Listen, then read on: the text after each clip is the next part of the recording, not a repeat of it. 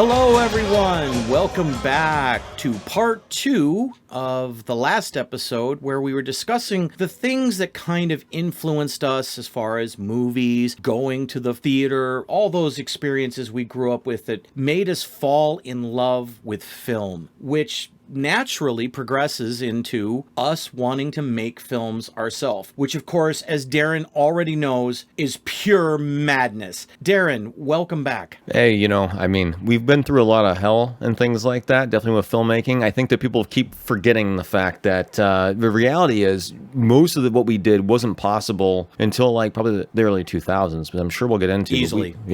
So things changed a lot. So our experiences have been difficult and the expectations have been high, but we've managed to do some cool things still. So Agreed. It was this generation, and I'm not trying to pull old versus new generation, but seriously, it was next to impossible to shoot on film back when I was growing up, and you had to have access to money, and I didn't. So even shooting on 16 was just out of the question, and as the 90s progressed, shooting on even Super 8 became harder and harder. There was places that just didn't develop the film anymore. So when video became actually viable with DV in the early 2000s, it changed the game. And I saw this guy named Todd Roy. I had to think about that for a moment. He did this series of films, short films, but like a series called Kwoon, Kwoon, and he shot them on video, and that was the first time I said, hey, this is viable, this is definitely possible, which in contrast, where I started way back in the 80s shooting on a camcorder was a completely different animal. There was no showing that in movies. There was no,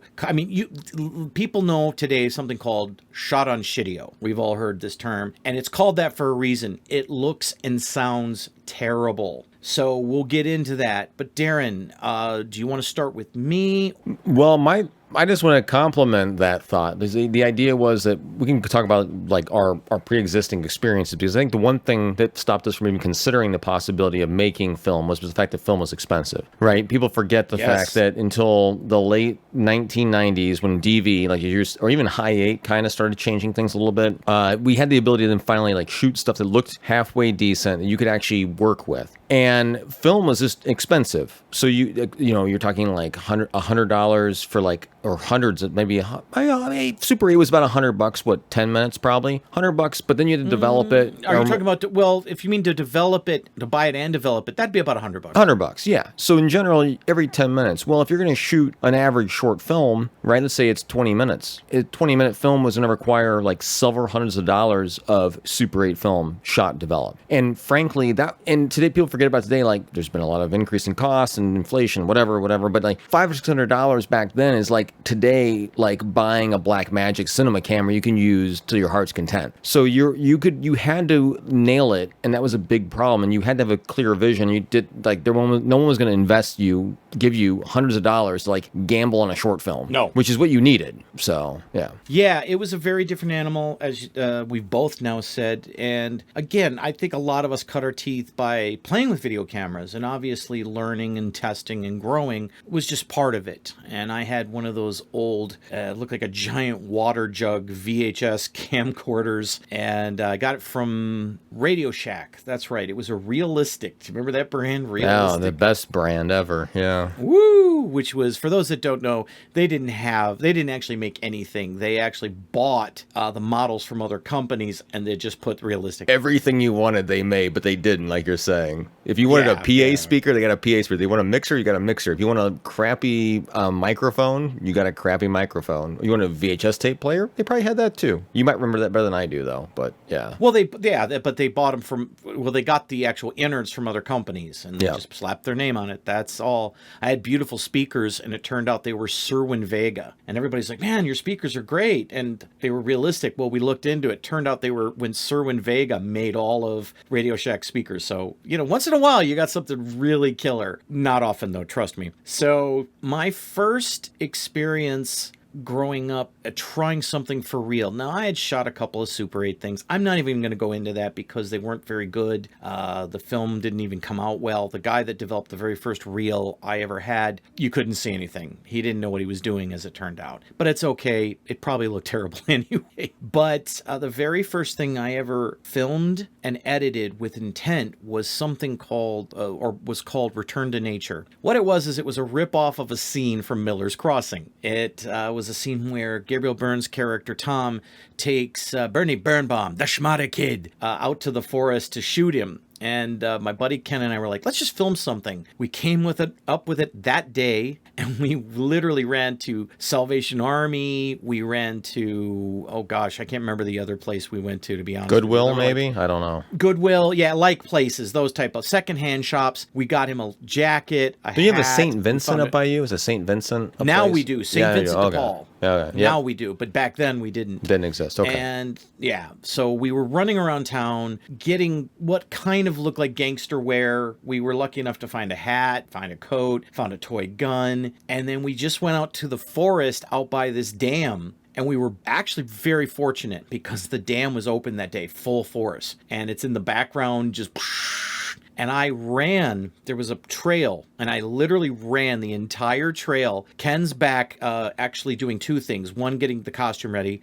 Two, mixing the blood in a blood pack, because I'm going to shoot him out there. And essentially, so he's doing that. I run the entire trail, stop, camera here, run further, I'll shoot the camera here. I'm literally running a trail to figure out where I'm going to film, run back to the car. How I hadn't dropped dead already, I don't know. I said, I got it. He goes, oh, you already? I said, well, we don't have much time because the sun was going down. So basically, literally from about just a few feet away from the car, I say, this is our first shot, and we're going to go down this hill, and I'm going to fall down it. And he's like, that sounds kind of dangerous. A little bit, really dangerous. Our director, our main producer, and camera support scout guys going to jump down a hill and film it. Yeah, great idea. Well, and I was very chubby, so it's very funny to see because it is the worst fall you will ever see. It is so obvious I'm trying not to die.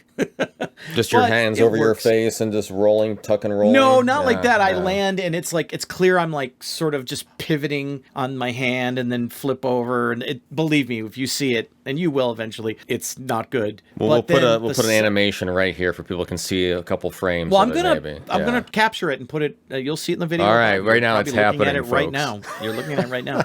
So anyway, so the next shot we said, let's set it up down there where there's some water because there's like this creek that leads to the dam. And I said, you know what? This time I got a better idea. I'm going to just sort of throw myself into frame. I already knew that probably didn't look great. So we set up the camera. I said, I'm going to throw myself into frame. You just come down and pick me up, man. Just grab me by the scruff of the neck and get me up and then we'll go out of the frame. He's like, okay. I throw myself down, slide. My foot goes into the creek. He comes up, grabs me, just pulls me up.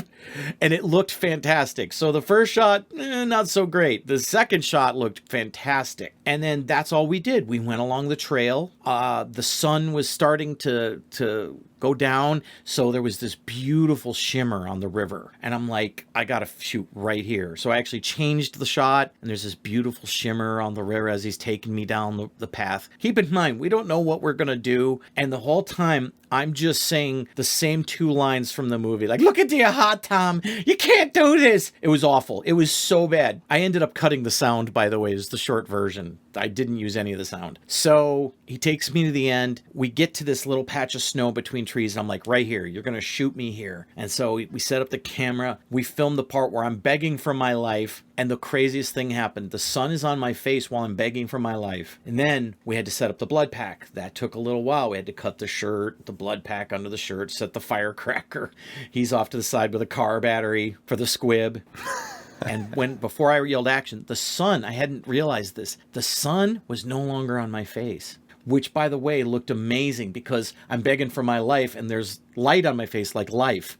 But when I get shot, there's no light. It was an accidental thing that worked perfectly. In the squib, pop, and I flew backwards. One take. We got, oh, no, I lied. I forgot the first squib didn't go off. I started to get burned. How could I forget that? I said, wait, it didn't go off. Hold. Oh, wait, it's burning me, because he still had it hooked up to the car battery. Those damn so we had to defective reset. condoms, you know. Yeah. Actually, it was a very cheap sandwich bag. We Oh, couldn't even afford the worse. condoms. Yeah. So we don't use reset. sandwich bags, people. Bad We idea. used Yeah. cheap sandwich bags. sa- I mean, cheap. With no Ziploc, just the one you fold Nothing. in No, itself. Yeah. no, it was just Yeah. folds, and I even stretched that out a little Well, bit. that's a so it would tough be a ass little sandwich bag, to be fair. So. Oh my gosh! So it didn't pop, and but the Kool-Aid, it was a cherry Kool-Aid, black cherry Kool-Aid, mixed with Karo syrup and a little water, and it was being conductive on my chest, and the electricity was passing through it onto my chest. So yeah, it hurt a little bit, but we re-rigged it. It didn't get on the shirt at all. Re-rigged it, and the second take went off perfect. And so, like I said, and the light wasn't on my face, and that was that. It came out actually not too bad. I used some music. I don't think I used music from Miller's Crossing. I think I used music from Scent of a Woman. Oh, good. Actually. And I Yeah. edited the thing between two VCRs. That's the old way that's of doing all I it. had. Yeah. It's the only way. And now I've done a newer version that I was able to edit on a computer much later, and a little tighter, a little better, but it still was just a rip off from Miller's Crossing. The only difference is Bernie Birnbaum gets shot in the end. But it was the first thing I ever filmed, and I got to tell you, it was a lot of fun, and I became addicted to it. That's quite the experience.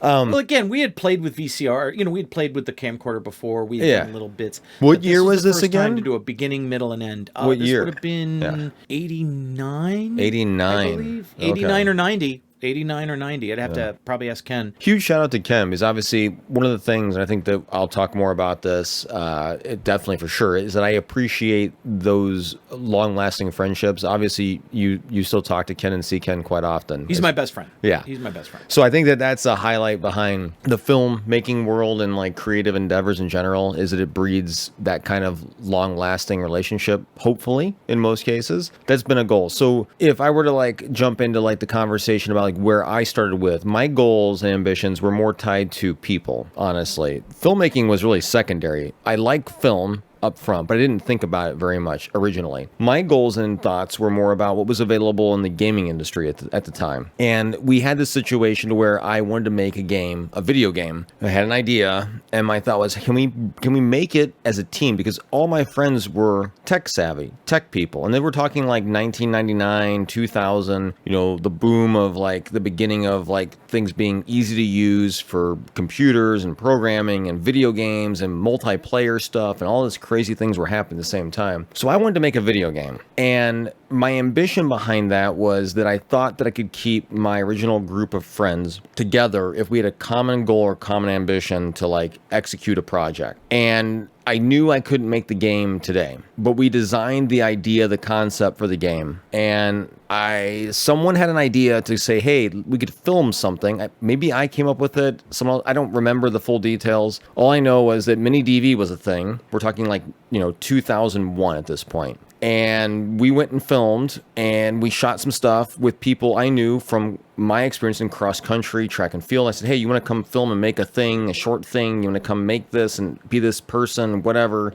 So we filmed stuff. And based upon this idea, and all of my friends from high school were involved in some way, shape, or form. This is an idea, this is a concept. And it worked. We made something. It wasn't amazing. It wasn't great. But you could watch it. And it made sense to some degree. And you understood where we were trying to go, what we were trying to do. But what I cared about the most was that my friends were there, that we made this together. And to me, that was the biggest motivating part behind like my film ambitions originally. I don't think it's actually changed all that much, but people change, obviously. So that's a whole nother conversation. But it is. Yeah, so it's a sad reality of things, but it's at least there's good memories, and I think that's a hallmark behind filmmaking. So when you make something like that, it's a flash in the pan kind of experience, even if it's not like the biggest goal in the world. Like you wanted it in theaters, you wanted to make millions of dollars. Forget all that. Yeah. But the reality is, you made something, and your friends were there. You did it as a team. You can remember those experiences forever, and it's documented. You filmed it. You did it together. It's real. I think that is the hallmark behind why I became so invested into filmmaking,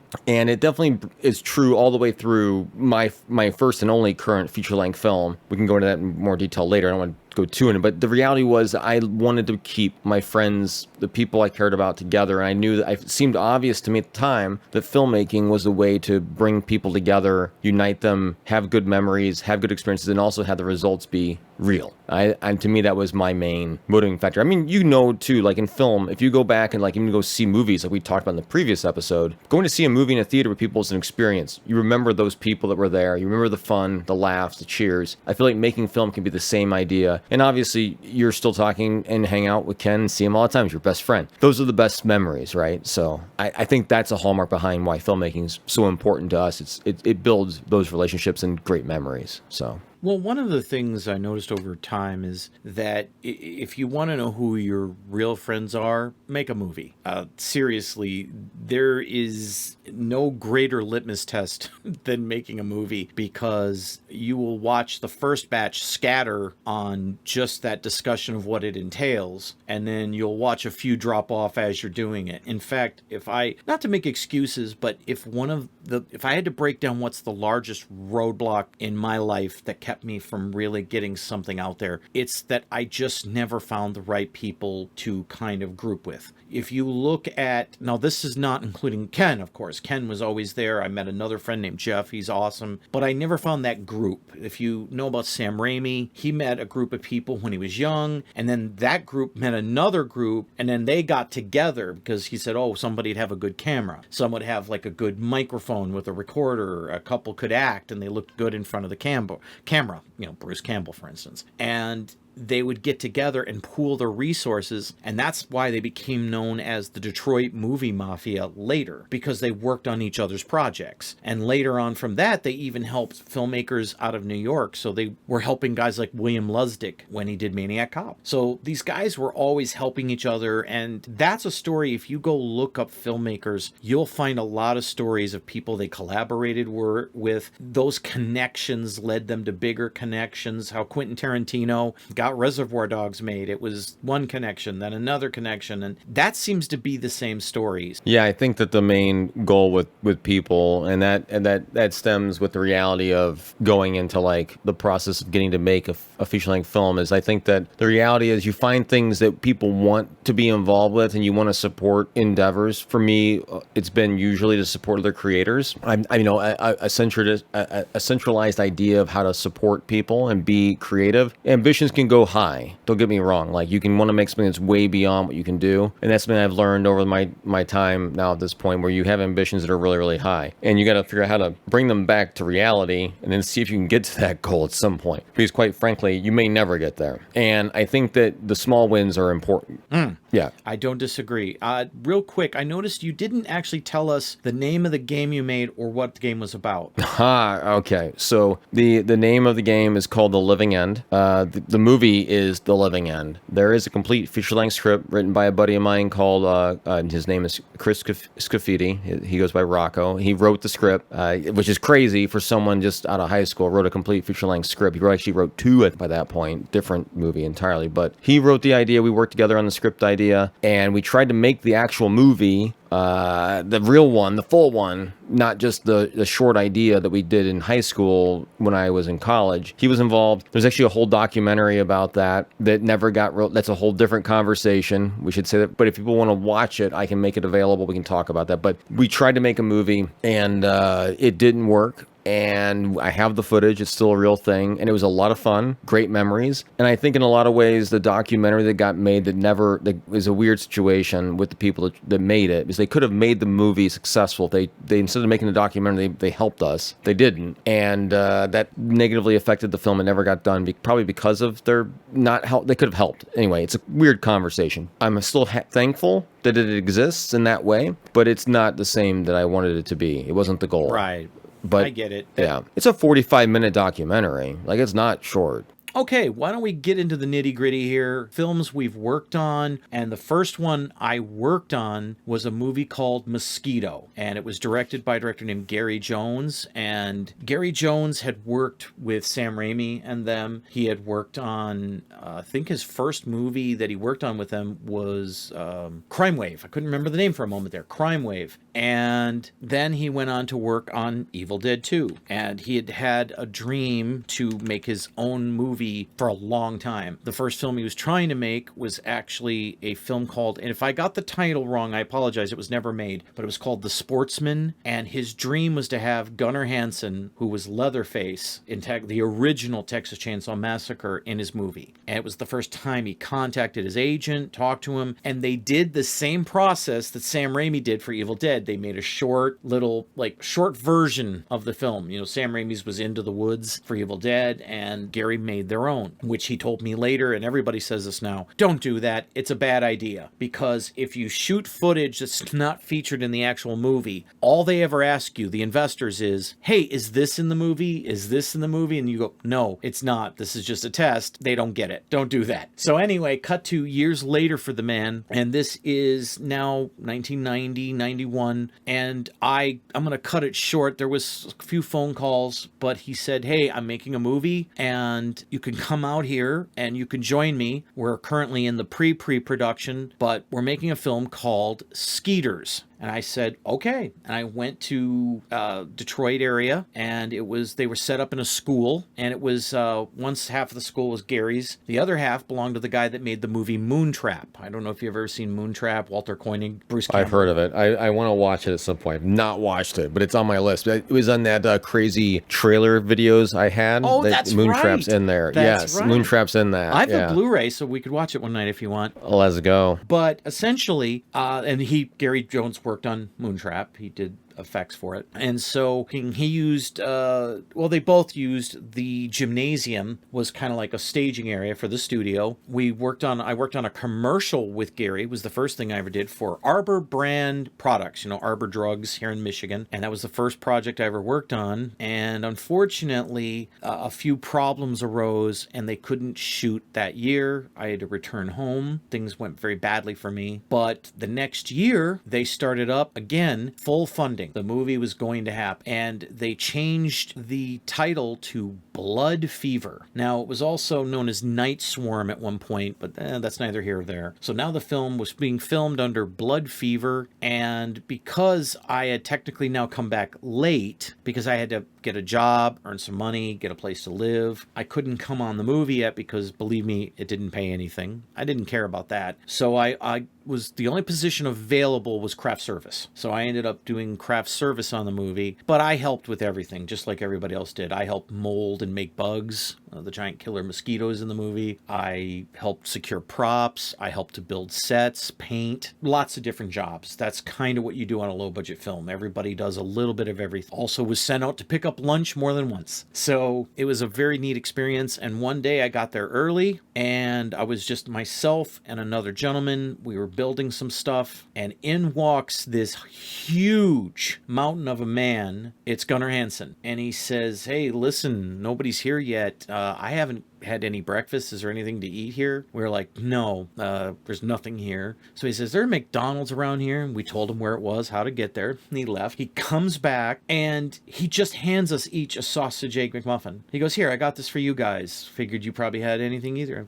No, we hadn't. Thank you very much. And he walked away. And the guy I was working with, Matt, looks over at me, goes, did Leatherface just get us a sausage egg Mac? And I was like, yes, Leatherface did. So that was kind of a neat thing, that the first time I met Leatherface, he bought me a sausage egg Mac. He was a very nice man, Gunnar Hansen. I have nothing but positive things to say about him. And essentially, that's it. That's what was going on right up till filming. And I would work craft service. For those that don't know, you set up a table with little grab-and-go foods. Cheese, crackers, snacks. Red Bulls soda. sometimes. Well, Red Bull wasn't a big thing at this time. I don't even know if it existed yet. I'd have to go. Probably not. Yeah. I'm sorry. We just drank a lot of soda, honestly. Mountain Dew. Lots and lots of Mountain Dew. Do you do the dew? Many films were fueled by Mountain Dew. So we filmed and I'd set up the craft service table. And then once that was done, I was a PA for the rest of the time. That's what I really did on the film, was PA. The craft service was just one small part of it. And the rest of the time I was helping with the Boom of Doom, which is how we flew the bugs. And then we'd use the Boom of Doom for, by the way, it was just a big giant weighted crane. We'd hook the camera to it. And we did all kinds of crazy little things. We threw gore onto passing cars like they just smacked a bug. There's a scene in the movie where a bug bug gets hit by a car, and if you see blood and guts hit a windshield, that's me, along with 2 other guys throwing it on there. It was a lot of fun. It was a great learning experience. I was so green, though. I made endless mistakes. I did not know what I was doing at all. It was the first film I ever worked on, and we had like a 50-50. 50% were fairly new or newish. The other had worked on projects with Gary prior to this, and that's it. That was the making of Mosquito. It was a great learning experience. I met a lot of interesting people. The coolest person I met on the film was a guy named Ron Ashton, who, if you recognize that name, you probably are older, first of all, and you listen to a lot of music because he was with Iggy Pop and the Stooges. He was one of the Stooges, and he was very controversial back in the day. He would wear German outfits on stage with Iggy Pop, and, when they could get Iggy Pop to stop stripping, down naked. And at the time, he was in a band called Dark Carnival. It was his band. So he would leave the set and then go perform with Dark Carnival at nightclubs. And I got to tell you something. Ron passed away. We lost him a while back. It broke my heart when I heard about his passing in 2009 because Ron was my favorite guy on the film. We talked a lot, and I asked him, I said, look, I'm nobody, but if I ever make a cheesy low-budget movie, will you be in it? He said, sure, man, in a heartbeat. Glad to. And he told me a story that it was his goal to be in as many bad B movies as he possibly could before he died. It was a dream of his to be in B movies. Not necessarily bad ones, but just B movies, period. He didn't care about Hollywood. He didn't care about the quality. He just wanted to be in as many as he possibly could. He was a really nice man, and I miss him terribly. My world is very different from that whole experience. I spent a long time trying to develop the reality of video games / role-playing games into films was my main ambition. I have a lot of good friends that help support that endeavor. I want to definitely give a huge shout out to Matt Forbeck, who's still one of my very best friends. I've known him for a long time. He's been very supportive, very excellent individual. I really appreciate everything he's done and everything we've done together because, quite frankly, we made some amazing things, and his work with Brave New World was paramount to a lot of that. And I'm not giving up on Brave New World. That's a whole nother conversation. It's way more complicated than what I can give right now. But it was a lot of work, a lot of effort put into doing something with that. But I'm very happy that there is a trilogy of novels based upon the ideas that we had for film. And the first novel is literally more or less the story we had for the first feature-length film. And I want to give a shout out also to Chris Cafidi because he worked on this as well and helped write the original draft for that, and I was involved with the storytelling for this. This is a role-playing game that was made with Pinnacle Entertainment in the late 1990s, 1999, 2000, and it went out of print, and I found it, and I think that that's a huge hallmark because it began to build my focus on building out other people's intellectual properties and ideas, which I think, frankly, was one of the best parts of my experience, going to Gen Con, which is a gaming convention in Indianapolis, meeting all these great industry minds of creative talents and saying, hey, how do we make a film out of one of your ideas? And in this whole lieu of things, we were looking for other creative talents that were very good because at this time I was not interested and still was not interested in directing anything. I was never trying to be a director. Let me be that clear about my whole experience. My goal was never to direct. My goal was to always produce and be someone that was supporting someone, other creative person who's executing an idea that I thought was a good idea and having them follow through. What I found out is that being a director is very hard, and most directors suck. No offense to directors. They're not very good because they lose their steam, they get distracted, they're not motivated. All these things are problems. So meeting someone like a Hank and bringing him to Gen Con, which is what happened in 2008, was really an eye-opening experience because he was able to establish contacts, relationships that I didn't think were quite there exactly. So we got to meet with a wonderful gentleman, Peter Atkinson, who owns Gen Con, and at the time, a very good compatriot. I'm not saying they're bad now, but at the time was a lot was going on, was Jared Sorensen. And Jared Sorensen was working on a project with Peter to make a board game, and it was going to be hugely successful as the idea. And what ended up happening was that because Hank was there and I was there at these meetings, we talked about with Jared what games did Jared like? What games did Peter like? What was fun? Like what you guys like? And what came out was Jared had made a game called Inspectors. And Inspectors was interesting because it falls in line with Hank Braxton. For those who don't know who Hank Braxton is, he's the person who made the fan film Freddy vs. Ghostbusters and Return of the Ghostbusters, the original kind of fan film connoisseur, for lack of a better word. Like he was the best at this, right? And he had a lot of love for Ghostbusters. Well, Inspectors is frankly like Ghostbusters as if it was already a tried and true thing, like the trash men are, taking out the trash, like already done. So it made sense he would be involved. But what happened was I met some people that Hank knew because they just showed up at the convention. Brian Sanders is one. I love Brian. Brian's awesome. And he brought some neat things and talents and things like that too to this whole conversation. So what we found very quickly was that this was a great idea, Inspectors, to make into a movie. The other stuff that Peter wanted to talk about and Jared wanted to talk about were really not as good as what Jared had produced with Inspectors. So very quickly we worked out we need to make Inspectors into a feature-length film. We can do it. It makes sense. It works. And but Hank was not interested in doing this. He was too busy. I don't full details. We'll talk to Hank at some point and learn the full details. But he helped support it in a way that brought me with Brian, who brought in the major prop, the Last Resort, and some other elements to the story, which were very important to the story. And at that era of time, brought in the later year, 2009, brought in another writer who worked on the project named Jeff. And Jeff, frankly, was fantastic. So Jeff and Matt actually worked on the feature-length script. So the script was just getting better and better and better and better all the time. And I think that's maybe the best part about the film I got to work on, to direct. I guess I get credit for that. It's fine. But the team we had was fantastic. Outside that, the DP, Rob Stern, up and coming, amazing, so committed. And then the people that were working on the external parts of it, literally Parker, were fantastic. Helped with our two other events and things we did. We had a massive team. So working with people, again, my main focus on this is like all the people were great. This was an amazing experience, and we got to make it because none of us had jobs. Rob left his job. I got laid off. We had to make this movie. We had like 2.5 months to make the movie, and we moved forward to make the movie. And we shot most of it over the course of like a month, maybe a month and a half. We shot some in like July, most of it over September. We shot a little bit in October, some pickups and all that. But we had most of the movie done, and the final pickups for the following year were like in May. So we had the movie. And maybe I'm a little scatterbrained here with the conversation, but like there's a lot going on, and it was amazing. So if you're in that kind of position making a film, it's going to be a little crazy. You're going to be like, I did this at this time, I did that at this time, this happened here,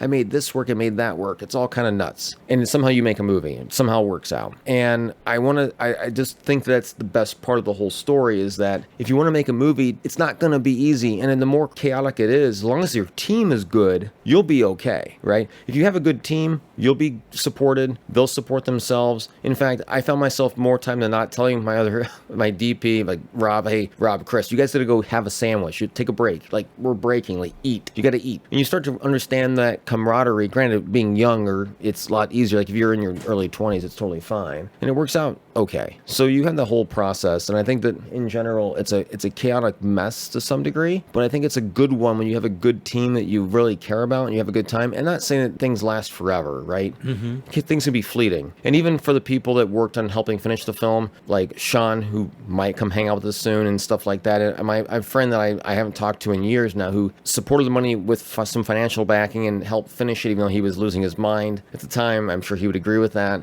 I miss those moments where we're doing this and we succeeded. And when you come to the theater and show it to people and have the whole team together, quite frankly, you did it. You made it. It succeeded. And it's hard to explain, but it's worth it. But don't give up on the small things, and make sure you focus on the people you care about, because I think a lot of what people miss in the whole mess is that they focus too much on themselves a lot of the time, and they really should be focusing on the people that are working really hard around them. I think that's true even today with like major budgets. Like, people are giving up a lot to make big budget films. They're like, their lives are just over and they're doing this thing. It's like, but people don't seem to care very much. Even if they're getting paid well, fine, that's cool. But even if you're on a small budget, they're doing the same thing. It's just different. So making that film is a memory with a lot of good friends and a lot of good people, and I don't think it's hard to recreate that. And I think that's what a lot of directors and producers, DPs will probably say, like, that was fun. It was an experience, but like, I can't recreate it ever again. It's one and done. But at least it's recorded. We can watch it, right?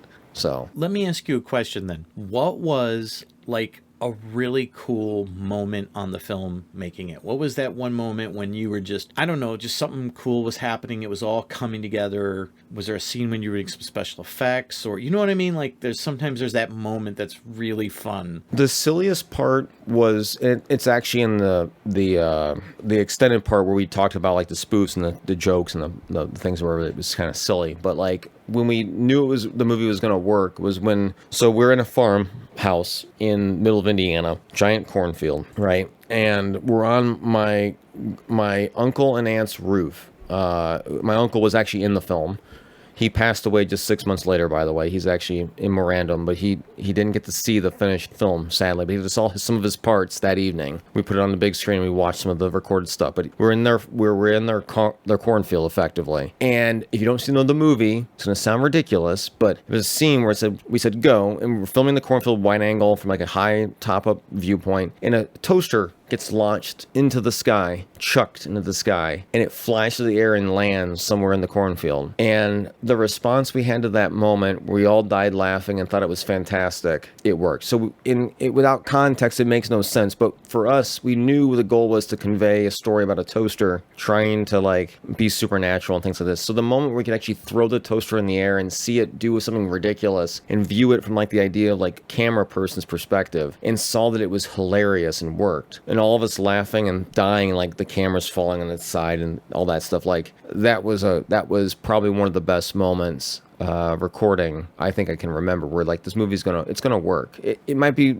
not for everyone's taste, might not be perfect, but it's gonna work. I think it was a fun movie. I've seen it. I had a good time watching it. Watched it with some friends. We had a good time. That's really cool, man. There's those moments where that happen when you're making something once in a while, and you just kind of go, I love this. And it could be a simple thing. It could be, we're working on a little project right now. I'm not going to jump into it, but we're working on a project, and when we were shooting this one day, we were out of time, and we needed so many scenes, and it was shots of a boat going down a river. And I was just like, there's no way I'm going to be able to film all this unless we do every shot in one take and we run and gun it. And that's what I did. And we were jumping into a car, racing before the boat would come around the corner. We set up at some trees. Thankfully, I knew where I was going to shoot prior, but we threw up the camera. She contacted us by walkie-talkie. Can I keep coming? We're like, bring it on. And she comes around the bend, and this whooping crane takes off as she's coming around, and it's in the shot. That's beautiful. And the light was perfect, and just the boat just cruises along. And I just remember thinking, even though we had to grab the camera, the tripod, run back to the truck, get into it, drive to the next spot, there was something in that one moment that was magical. I can't explain it. It was like we both knew that worked. We were like, that worked. We got it. And it was perfect. And the next shot came off pretty good, that we'd filmed off the top of a bridge, but it wasn't as good as that last moment. It was just perfect. And it's the shot that will be in the finished project with that freaking bird, coming up into the shot. But it's like every so often there's that magic moment, and you just kind of go, I love this stuff. It really is true. I think that we probably can go on forever, but I think we're actually gonna move on. We're gonna move on. We can. The reality is of filmmaking in general, what we've done, those are fleeting moments that I think you can't recreate. And I think a lot of the people who make films are losing the idea that the goal was always to to make those moments occur. But as equally as it for the audience is for the people who are making the film, I think in a lot of ways, because you can't recreate that moment. And then only the people that were there, maybe there's some behind the scenes recording, etc. But quite frankly, it is what it is, and it's over, unfortunately. So if you like moments that are memorable and will last you a lifetime, even making a short film, the smallest little bit of effort in something that's fun and creative with a group of people, it takes a little bit more than 5 minutes, I think is worth it. So actually, this seems like a kind of a good place to start wrapping up. But to conclude my own story up to this point, I worked on a few other productions. I had some great times. I had some bad times. Hey, look, I made my mistakes. And if you're going to work in film, it's going to happen to you too. And you're going to end up on productions that crazy things happen. I went all the way to Milwaukee from Michigan or to Milwaukee, Wisconsin to work on a co-American Italian film that at the time was titled Harp. And it just fell apart for everybody. And I even did a little security work in the beginning, watching over trucks and vans filled with equipment. And I ended up not paid. I wasn't paid for the security work. I wasn't paid for driving people to and from the airport. Then escrow fell out and the money just disappeared and everybody had to go home. I have worked on people's fan films. I have helped with short films. I have tried to do my own, and the majority have just fallen apart. So why bring any of this up? Why even talk about it? Because to this day, I'm 55 years old and I still love it. I still love grabbing a camera. I still love telling a story. Currently, I'm writing some stories. I want to write a novel. I'm finishing up I won't call it a short film. It's going to be about 30 minutes long, I think, when all is said and done, but a shorter film, and we'll have it available at some point when it's done. I still love it. And that's why I do it. And that's something tied into what you were saying, that you have to love this stuff. And I met two people who are both in the film, and we have been filming this crazy story called The Spectre of Tegan Marsh. And it's the three of us are the cast, the crew. I'm not cast in it, but I'm like, we're doing everything. We're doing the lighting. And it's out of love. And when you find great people like that, it makes such great memories. Changes the world. It does. It's great memories. And then when you finish the project, there it is. And it's forever. And you said something to me years ago. Maybe I've quoted this already on the podcast. I don't remember. But you once said that, hey, my friends and I get together on the weekend and we make a movie. And I was like, oh, why do you do that? He said, well, we could get together and watch someone else's movie and have a few beers and hang out. Or we could hang out, have a few beers, and make our own movie. And that was great. I never forgot that because I agree with it. I'll be like, that's it. You do it for the passion and the love of it. And that's it and nothing more. Darren, would you care to take us out with anything? Honestly, I just evolved that concept from George Romero's statement of saying, hey, you got a camera? It's like, yeah. It's like, go make movies. Just do whatever you got, go do something with it. So to be fair, I evolved his statement. It's like, we'll add some beer to it and we'll hang out and it'll be a good time.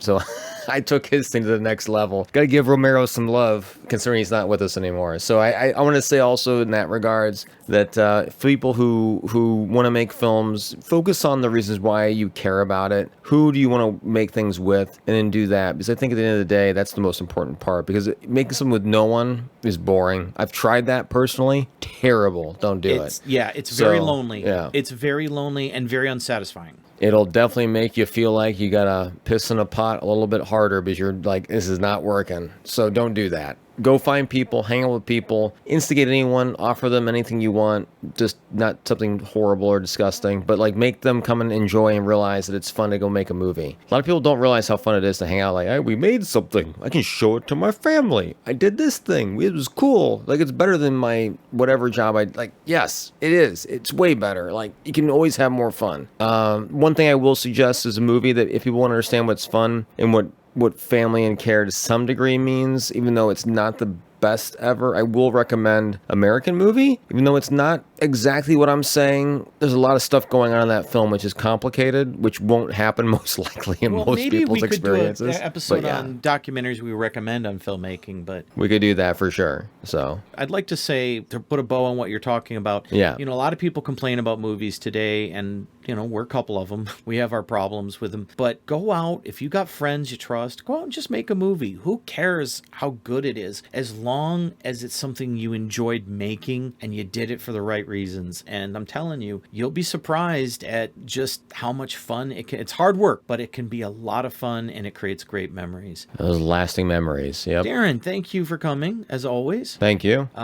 Thank you for everything. And I'd also like to say, I'm going to put it on the show, this microphone, if I sound a little different, is because Darren sent me a brand new microphone. So if I sound a little better, that is courtesy of Darren Orange. Thank you so much for that. We're now should be mano a mano, so we're going to keep taking it up, keep moving it up. Let's rock and roll. I appreciate your thanks, but I'm here to bring about this rock and roll. All right. Let's go. Well, thank you. And listen, everybody, we hope you have a good night. We'll see you in about, well, it doesn't matter. We're recording these way before you hear them anyway. So we'll see you in your dreams. We'll see you when we get back. Be blessed, as always. Good night. Have a good night.